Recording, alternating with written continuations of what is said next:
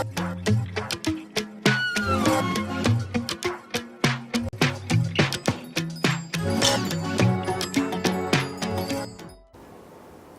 எல்லாருக்கும் இருக்கிற பிரச்சனை, எல்லாரும் என்னிடத்தில் கேட்கும் கேள்வி, உலகத்தில் கல்யாணம் ஆகிடுச்சு குருஜி, நான் யாருக்கு குருஜி நான் முக்கியத்துவம் கொடுக்கறது?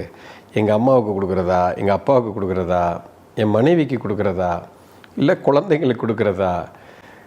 ஒரு கட்டத்தில் இந்த வாழ்க்கையில் அப்படியே வாழ்ந்து வாழ்ந்து வெறுப்பு வந்து எங்கேயாவது ஓடிடலாமான்னு தோன்ற அளவுக்கு வெறுப்பு உண்டாது குருஜி.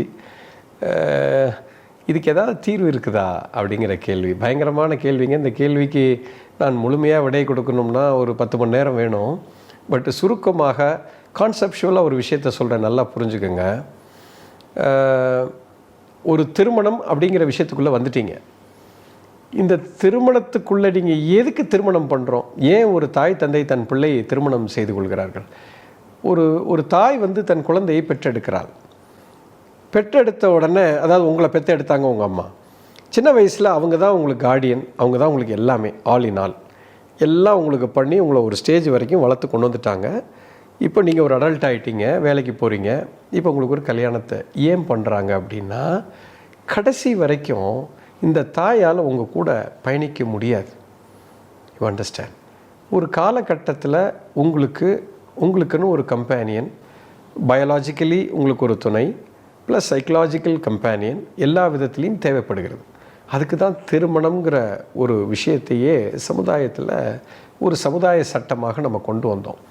அப்போது அங்கே மனைவிங்கிற ஒரு விஷயம் வருதுனாலே ஃப்யூச்சரில் கடைசி வரைக்கும் உன் கூட பயணிக்க போகிறது அந்த பெண்ணு தான். அங்கேயே நீங்கள் தெளிவாக புரிந்து கொள்ள வேண்டும். அடுத்தது மனைவி வந்த உடனே அடுத்தது பிள்ளைங்க வந்துடுது.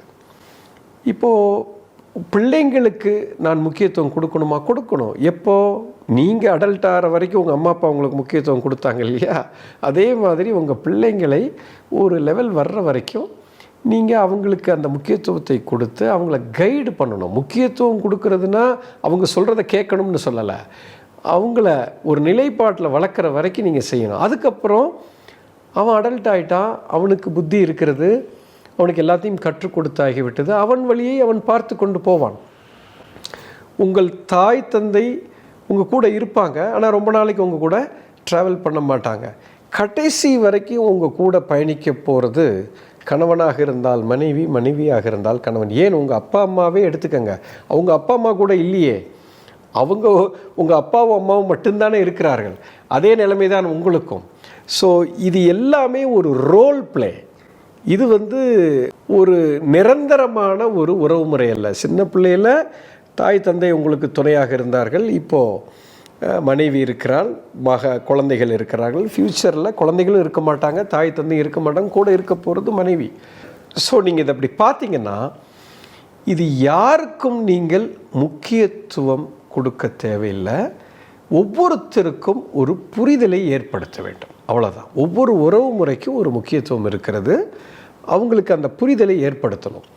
கருத்து வேறுபாடு வருகிறது, என் அம்மாவுக்கும் என் மனைவிக்கும் அல்லது என் கணவருக்கும் என்னுடைய அம்மாவுக்கும் கருத்து வேறுபாடு வருதுன்னா, இந்த கருத்து வேறுபாடை தீர்க்கிறதுக்கு ஒரு வீடியோவில் இப்போ என்னால் தீர்க்க முடியாது. சிச்சுவேஷன் மாறும்.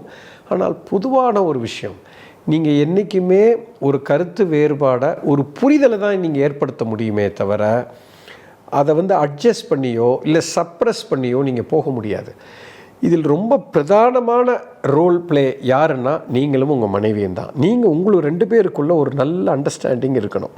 அந்த அண்டர்ஸ்டாண்டிங் வந்துருச்சு, உங்களுக்குள்ள ஒரு ஸ்ட்ராங்கான ஒரு புரிதல் வந்துருச்சு, ஒரு நல்ல மெச்சூரிட்டி வந்துருச்சு, ஒரு நல்ல ரிலேஷன்ஷிப் வந்துருச்சு அப்படின்னா, இப்போ அம்மா எவ்வளோ பெரிய தவறு செய்தாலும், அப்பா எவ்வளோ பெரிய தவறாக இருந்தாலும், குழந்தைங்க எவ்வளோ தவறு இருந்தாலும் நீங்கள் ஜெயிச்சிடலாம். இந்த அண்டர்ஸ்டாண்டிங் தான் ரொம்ப முக்கியம். ஏன்னா இந்த உறவு முறை தான் கடைசி வரைக்கும் போக போகுது. இப்போ எங்கள் அம்மா தப்பாக இருக்கிறாங்க, பரவாயில்ல, தட்ஸ் ஓகே. நம்ம 2 பேருக்குள்ள ஒரு அண்டர்ஸ்டாண்டிங் வந்துட்டோம், எனக்கு அவர்கள் செய்கிற தவறு புரிந்து விட்டது, இப்போ நாம் இது எப்படி ஹேண்டில் பண்ணலாம், நம்ம 2 பேரும் சேர்ந்து அவர்களை சந்தோஷப்படுத்தி அவர்களை இந்த தவறிலிருந்து வெளியே கொண்டு வர முடியுமா, அல்லது இவ்வளோ வயதுக்கு அப்புறம் அவங்கள அந்த தவறிலேருந்து நம்மளால் கொண்டே வர முடியாதா? இப்படி ஒரு மெச்சூரான ஒரு கான்வர்சேஷனில் வரும்பொழுது உங்களுக்குள்ள ஒரு பரஸ்பரம் ஒரு முடிவு எடுத்து அதை ஹேண்டில் பண்ண ஆரம்பிச்சிங்கன்னா அதுக்கப்புறம் பிரச்சனையே வராது. இந்த பக்கம் குழந்தைகளும் அதே மாதிரி, குழந்தைகளை அடுத்த நிலைக்கு கொண்டு போவதற்கு நம்ம 2 பேரும் சேர்ந்து ஏதாவது பண்ண முடியுமா, அவ்வளோதான் பார்க்கணுமே தவிர அவனை கட்டுப்படுத்தவோ அவனை கண்ட்ரோல் பண்ணவோ முயற்சி செய்யக்கூடாது. அதே போல் தாய் தந்தையை கட்டுப்படுத்தவோ கண்ட்ரோல் பண்ணவோ முயற்சி செய்யக்கூடாது. You can add value to their life. நீங்கள் அவங்கள வேல்யூவை மேலே கொண்டு போகலாம், இல்லை பேசாமல் இருக்கலாம். இது 2 தான் நம்ம செய்ய முடியுமே தவிர வேறு எதையுமே நீங்கள் செய்ய முடியாது.